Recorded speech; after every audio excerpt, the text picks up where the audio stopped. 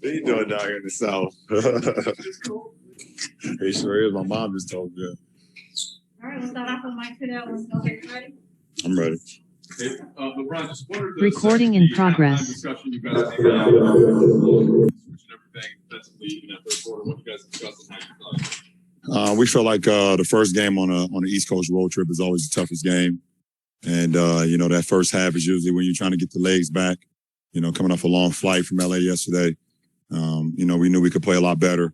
We ended the second quarter fouling them a lot. I think their last, 7 or 8 points came from the free throw line. And, we just had to play without fouling in the third quarter. We was able to turn the game around, and it started with AB's pressure, at the point of attack. And, we all followed suit. Sorry. Your name Bill or is you Bill? You Bill? I'll call Yeah, Bill.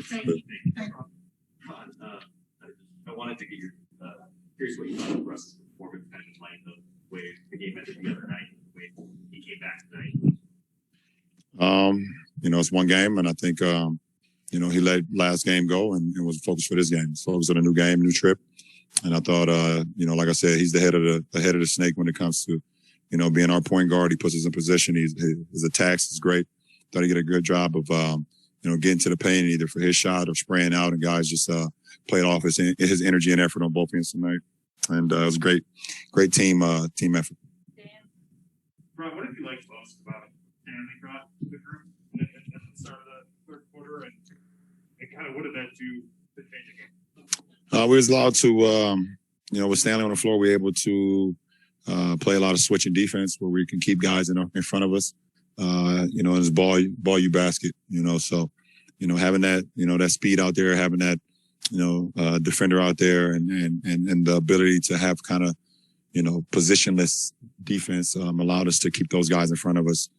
They did a good job in the first half of kind of breaking down one of our sets that we wanted to do defensively, and we was able to change that in the third.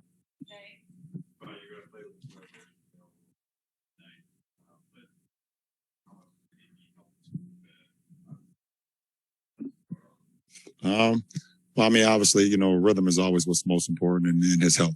Let's say health first and then rhythm. So, whenever, AD is ready, we're going to love that. That's for sure. I mean, he's, one of our, biggest guns that we have, and, and having him on the floor just, creates so much for us offensively and defensively, able to do so much more. So, but his health is what's most important. And then, once we know that he's healthy, he knows that he's healthy. We get him back on the floor and then start beginning his win and his rhythm. What do you think the second half, to come back, the ability to change the intensity level a little bit, says about this group's ability to kind of turn it on? No, it's not about turning it on. I think it's a 48-minute game.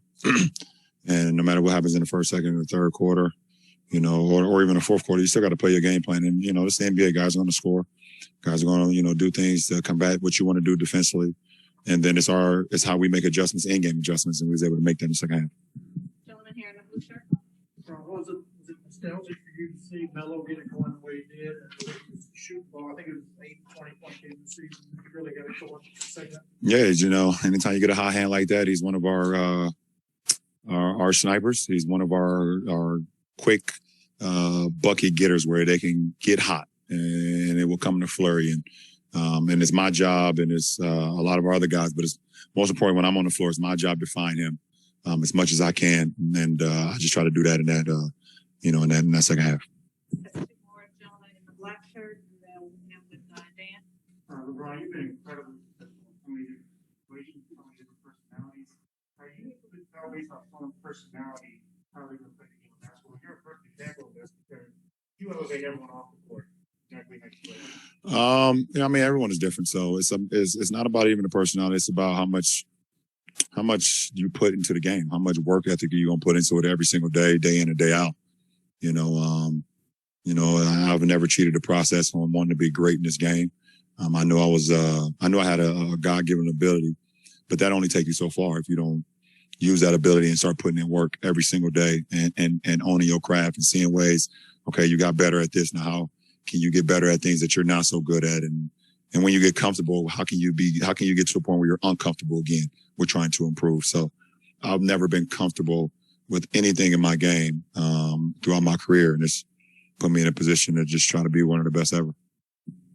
LeBron, it was kind of a big Utah. How has this team kind of handled that? Has there been any discussion about sort of the big picture ramifications of this, or is the focus pretty single? No, the focus is game to game. You know, we understood the performance that we had in Utah. I mean, the performance we had in Denver. And we took that to heart, and then we came in, had a great showing defensively against the number one offense in the league. We came against Indiana and had after we watched the film, we had a great defensive performance. They really exploited some of the things that we wanted to do. And offensively, we just didn't make many shots. Some of the same shots that you've seen us making in the fourth quarter and the second half tonight are some of the same ones we missed, at home. And we understood that this was going to be a tough game to start the road trip. Anytime you start that 6-game roadie, away from home, it's always the toughest game, but I'm happy we was able to come in and get a victory. Thank you. Appreciate it.